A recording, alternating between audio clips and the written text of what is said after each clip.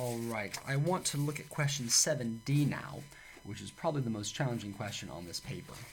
So, question D is, to what extent can global warming be seen as a problem resulting only from an absence of property rights? Okay, so and that's for 10 marks. So let's talk about what we're looking for in this question. Essentially, this question is going to be due down to AO1, AO3, and AO4. And we've got this as AO1 being worth 3, AO3 being worth 3, and AO4 being worth 4. So essentially what we're looking for, AO1 being the knowledge, is can we explain it in terms of an absence of property rights question? And so the first question is to say, what is the property in question? What is the property which has no rights over it, which is leading to this market failure?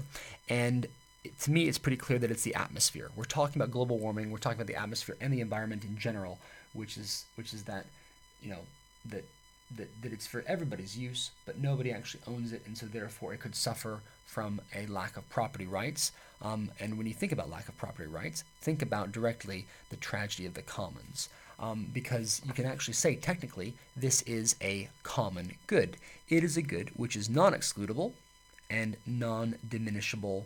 It's non-excludable, but it is diminishable. It is rivalrous. It's because individuals can do what they like with regard to the atmosphere. People can drive big cars if they want to, and nobody can stop them. People can burn coal if they want to, and nobody can stop them. And that's the extent of its non-excludability, but it is rivalrous because everybody bears the consequences. There's only so much clean air that you can have, especially if everybody is doing their bit to pollute it. So that's why it falls into those categories. You can get the AO1 content simply by describing it in those terms. The analysis. So basically what we're saying is that it is market failure, and the analysis you're going to want to explain why is it market failure, and that's essentially explaining the tragedy of the commons, like we've talked about with fish stocks before, which is to say that nobody owns it, everybody can use it as much as they want to, everybody can pollute as much as they want to, but everybody's pollution affects everybody else around the world, so therefore it has that degree of rivalry, and so therefore the tragedy of the commons states that in the absence of property rights, everybody's just going to do what's best for them. They're all going to drive big cars. They're all going to fire up coal-powered power stations, and they're going to do lots of polluting, but nobody's going to actually take ownership of the fact that we're dumping a bunch of CO2 into the atmosphere, and we're causing these greenhouse gas emissions, which are then leading to global warming. And I would encourage you, very seriously, to keep it very narrowly focused on that argument about the fact that it is the atmosphere which is the property right in question. Try not to, if you can, make it about forests or fisheries or anything like that could be related to global warming. I think the best answers were the ones just focused straight on the fact that the property in question was the atmosphere and a clean atmosphere.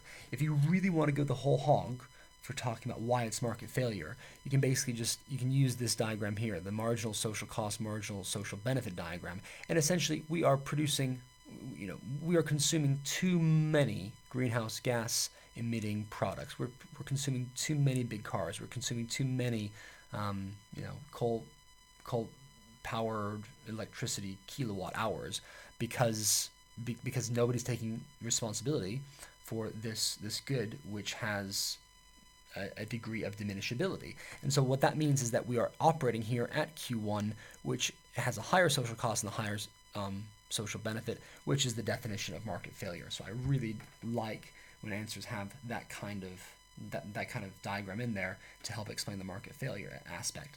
Now that will get you 6 marks for the one-sided answer. It says, how does it say? It actually says, the question says, to what extent? So to what extent is another buzzword for the evaluation. And so to say evaluation, you want to come up with some counter arguments. So why might this not be actually market failure due to property rights? And so I'm saying, maybe is it possible that it's information failure?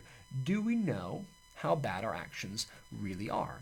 I think there's an argument to be said that possibly 50 years ago, people weren't really aware of global warming being an issue. People weren't aware that if you drove a big 5-liter Cadillac around, that was actually a problem for anybody else. And so you could say that it's actually some degree of information that wasn't widely known when people were doing all this pollution.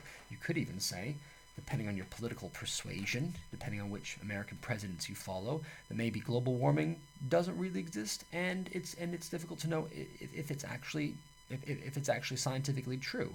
If people believe that, then they're going to continue polluting in the absence of the full amount of information. And so therefore, I think it's arguable that you could say that they're consuming this higher quantity of greenhouse gases simply because they don't know how bad it is for the planet. I came up with another counter argument here, which is that maybe we are actually, maybe it's actually, maybe it is a question of market failure to do with property rights, but maybe actually it's not the absence of property rights because we're trying to solve it directly through giving property rights to polluters. And so I'm thinking, for example, the European tradable pollution permit scheme is trying to solve the market failure by doing exactly that, saying that people, if you want to pollute, you have the right to pollute. We will sell you a permit to pollute as an incentive for you to get your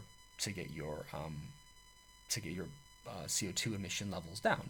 And so again, you don't have to go into it too deeply, but you're just actually saying that it's not about absence of property rights completely, because some places are actually trying to solve this through property rights.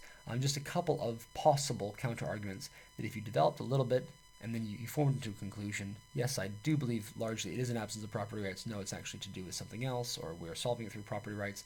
That's going to get you up through that last band in the evaluation, get you some of those top marks.